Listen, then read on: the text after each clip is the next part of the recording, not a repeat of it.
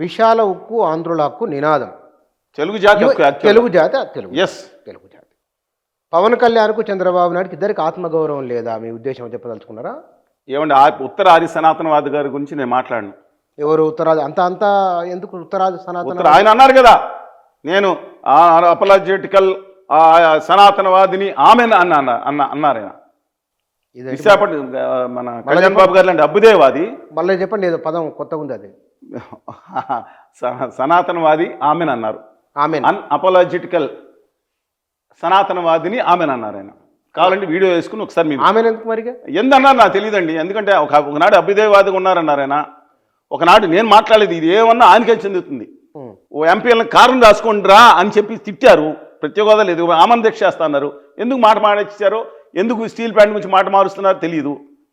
ఇవాళ గ్యారంటీ కావాలా అంటున్నారు. ఇప్పుడు లాభం కోసం, దేశం కోసం చూస్తున్నారు. దేశం కోసం చూస్తే మీ బిడ్డల ఇక్కడ ఆత్మత్యాగం గురించి ఏం తెలుస్తుందంటే అక్కడ ఊగిపాటు మాట్లాడటం కాదు. It due respects to him. ఎందుకని ఇలా మాటలు మారుస్తున్నారు? ఆది సనాతనవాది గారి గురించి మాట ఆయన కంప్లీట్గా అక్కడే ఉన్నారు, పక్కన పెట్టండి. ఇక్కడ చంద్రబాబు నాయుడు గారి గురించి అడుగుతున్నాను. మీరు అసలు ఆయన కూడా ఒకప్పుడు అభ్యుదయవాదే. వాళ్ళిద్దరు పిల్లల్ని కూడా ఈయన బాప్టిజం తీసుకున్నారు చిన్నప్పుడు అని చెప్పారు. బాప్టిజం అంటే క్రిస్టియన్ ఎవరు తీసుకున్నారు? కళ్యాణ్ గారు తీసుకున్నాను, నేను చిన్నప్పుడు వాళ్ళ ఫ్రెండ్ ఇప్పించారని చెప్పారు. ఆయన ఇంట్లో చెప్పుడు కూడా ఆయన వీడియో వేయండి ఒకసారి. ఎప్పుడు కూడా మా దేవుళ్ళతో పాటు యేసు దేవుడిని కూడా పూజించేవారు, బొమ్మ కూడా ఉండేదని చెప్పారు. సనాతనం అనేది యేసుక్రీస్తు పుట్టడానికి ముందు ఉందనందరూ. వాళ్ళ అమ్మగారు దీపం వెలిగిస్తే నాన్నగారు సిగరెట్ వెలిగిస్తుంది, దాంట్లో దేవుడు లేదని చెప్పారు అంతది అని ఎప్పుడు ఉండేది అన్నారు.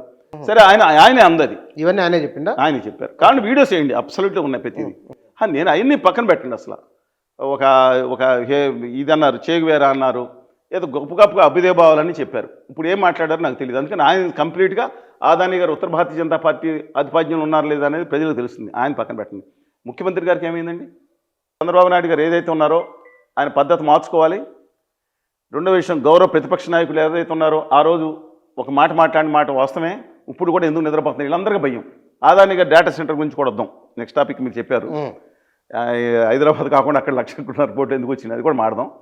కానీ ఇవాళ మాట్లాడుతున్నాను. కానీ మీరు బహుశా ఇది రెండో మూడోసారి మనం ఈ సంవత్సరంలో 2-3 సార్లు మాట్లాడుకున్నాం. అవునండి. మాట్లాడిన ప్రతి సందర్భంలో ఉత్తరాది భారతీయ జనతా పార్టీ ఒక స్టేట్మెంటు, 2 వ్యాపారస్తులు, అదాని పేరు ప్రధానంగా వ్యాపారస్తులు, గుజరాతీ మీరు అనుకుంటున్నారు, గుట్టుగా మాయ చేసే వ్యాపారస్తులు నా అభిప్రాయం. ఓకే, వీళ్ళు మీరు చాలా ఆవేదనతో కొన్ని సందర్భాల్లో చాలా భావోద్వేగంతో మాట్లాడుతున్నారు కదా, ఇవి ప్రజలకు అర్థమవుతున్నాయా? మీరు ఎందుకు అట్లా మాట్లాడుతున్నారు? కొన్ని సంవత్సరాల క్రితం విజయవాడ నడిబొట్టిన చెప్పాలని చెప్తాను, బలహీన వర్గాల యువకులు తమ హక్కుల కోసం ఎవరితో శాంతియుతంగా 5 పత్రం తీసుకెళ్తా ఉంటే రోడ్డు మీద ఎవరిని ఒక్క మాట కూడా అనకపోతే రోడ్ల మీద పడి గుజరాతీ వ్యాపారస్తులు వచ్చి అక్కడ స్థిరపడిపోయారు. 30-40 మా బెజవాడ వంటల్లో చిత్తకొట్టి పీయూష్ అని దేశాయ్ అని చిత్తకొట్టుడు కొట్టి ఆ లోకల్ స్థానికులను కొట్టి వాళ్ళు ప్రత్యేక హోదా కోసం ఎవరికి కావాలి ప్రత్యేక ఏమనుకున్నారు వాళ్ళు వచ్చి చిత్తకొట్టి పోలీస్ స్టేషన్లో వేయించి గాయాలైన నేను సిపి రామకృష్ణ మల్లాకృష్ణ గారు అలాగే బాబురావు గారు అందరూ వెళ్ళి పరామర్శించి వస్తూ వదిలిపెడతామని చెప్తే 22 రోజులు డిమాండ్ చేశారు గాయాలు అవుతున్న వాళ్ళని. ఇదేం దుర్మార్గం అంటే కేంద్రంలో మా గవర్నమెంట్ అనుకున్న ఆ రోజు కూడా సేమే ఉత్తర భారతీయ జనతా పార్టీ అధికారంలో ఉన్న వాళ్ళు నేను ఎంత బాధగా ఉందంటే అండి, తర్వాత వెళ్ళి ఆఖరికి మా జడ్జి గారు దండం పెట్టుకోవాలి ఆవిడకి. ఏంటి ఇంత దుర్మార్గం ఏంటని తర్వాత కేసు చేసి ఆయన జైల్లో ఉండి రావాల్సి వచ్చిందండి. వాళ్ళ పిల్లల్ని గాయాలు అవుతున్నాళ్ళని. అలాగే మొన్న కూర్చుని మాట్లాడితే మాకు ఎవరికి కావాలి హోదా అక్కర్లేదు అని చెప్పి వాళ్ళు మాట్లాడుతుంటే కడుపు మండిపోదా. ఇవాళ గుజరాతీ మార్వాడీలు మీకు దిక్కురా, మావాడు వచ్చి మీ దగ్గర ఫ్యాక్టరీ పడి దిక్కు లేదురా మీకు అని చెప్పి మాట్లాడుతూ ఉంటే ఒక్కొక్కళ్ళు మాట్లాడితే ఎలా అనుకోవాలండి? వాళ్ళు వచ్చి నేను ఖచ్చితంగా చెప్తాను ఎవరైనా ఎక్కడ ఫ్యాక్టరీ పెట్టుకోవచ్చు, ఎక్కడి నుంచి స్థిరపడవచ్చు, 100% నేను సమర్థిస్తాను. కానీ ఇవాళ మేము విశాఖపట్నం తొక్కుతాం, మార్వాడి నక్కపల్లి ఫ్యాక్టరీ పెడతాడు అంటే ఎట్లా తీసుకొస్తామండి? పెట్టండి. కానీ ప్రజల పొల్లోడు కొట్టి ₹8 వాళ్ళ హైదరాబాద్లో కానీ బెజవాడలో కానీ విశాఖపట్నంలో కానీ ఒక వ్యాపారస్తుడు చిన్న దుకాణం పెట్టుకుంటే ₹8 కరెంటు వసూలు చేస్తున్నారు. చూసుకోండి, ఇంకా ఎక్కువ కూడా వస్తుంది. ఎక్కువ అయితే వీళ్ళు వసూలు చేసి నువ్వు ఎంత సబ్సిడీ ఇస్తున్నావు ఆ మార్వాడి గారి ఫ్యాక్టరీకి? నాకు రావాల్సిన రాయితీలు ఆంధ్రప్రదేశ్కి హక్కుకు రావాల్సిన విభజన హామీలు ప్రత్యేకవాద ఇవ్వకుండా గుజరాతీ గద్దలు తన్నుకుపోతే గిఫ్ట్ సిటీ ఎవడబ్బా సొమ్మని తన్నుకుపోతే అక్కడ పిల్లకాయలనేమో కుల గజ్జితో మత గజ్జితో ఈ సినిమా పిచ్చితో డైవర్ట్ చేసేస్తా. ఇవాళ మీరు ఈ వ్యాఖ్యల్లో బూతులు చేసే అసభ్యంగా చేసే వాళ్ళ పెద్దల వైపు పెంపకంతో చేసుకుంటారు కదా కొంతమంది, వాళ్ళకి చెందిన చేస్తుంటే ఏం చేయమంటారు? కనీసం తెలంగాణలో పోరాటతత్వం మిగిలి ఉందండి కొంత. నా తెలుగు జాతి సహోదరులు కొంత పోరాటతత్వం, బానిసల కింద నాయకులు చేస్తూ ఉంటే కడుపు పండుగ ఏం చేస్తాం? సినిమా నేను చెప్పిన దాంట్లో అబద్ధం ఉంటే చెప్పండి. నేను కేంద్రం స్టీల్ ప్లాంట్కి ఇచ్చారా వాళ్ళ డేటాని, అదాని డేటా సెంటర్ 1,88,000 ఉద్యోగాలు లేదా ఉపాధి అంట. మీకు విషయం చెప్పనా, హైదరాబాద్లో ఆల్రెడీ గూగుల్ సెంటర్ ఉంది. ఎన్ని ఉద్యోగాలు తెలుసా? 15,000 ఉద్యోగాలు. 2026 మార్చి 31 నాటికి 33 లక్షల ఎస్ఎఫ్టీతో కొత్త సెంటర్ మొదలవుతుంది. ఏప్రిల్ 1 నుంచి 15 నుంచి 18,000 నుంచి 20,000 ఉద్యోగాలు వచ్చే కోసం. ఇది ఉపాధి కల్పన. అక్కడ ఆదాని డేటా సెంటర్ అనండి, లేకపోతే కొంతమంది చెప్పిన స్టోరేజ్ ట్యాంక్ అనండి, ఏదైనా దాంట్లో వచ్చే ఉద్యోగాలు ప్రత్యక్షంగా 300 నుంచి 400 అంట. మొత్తం గూగుల్ కంపెనీ 2025 మార్చి 31 నాటికి అఫీషియల్గా ఆల్ఫాబెట్ కంపెనీ, పేరెంట్ కంపెనీ, మొత్తం 50 దేశాల్లో 78 సెంటర్లో 151 సెంటర్లో కలిపి మొత్తం ఉద్యోగం చేసే వాళ్ళ సంఖ్య 185,719 మంది.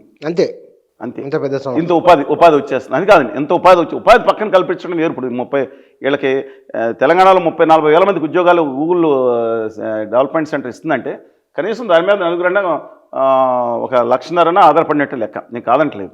కానీ అక్కడ ఏంటి, దానికి ఒక క్యాప్టివ్ పవర్ ప్లాంట్ కాదు, పవర్ ప్లాంట్లో పనిచేసే వాళ్ళకి వీళ్ళు ఉద్యోగాలు, కేబుల్ ల్యాండింగ్ స్టేషన్లో పనిచేసే వాళ్ళు ఉద్యోగాలు కలుపుతున్నారు. I'm not denying that's good point. Ecosystem develop అవుతాను, కానీ దానివల్ల అద్భుతం జరిగిపోయింది అంటారేంటి?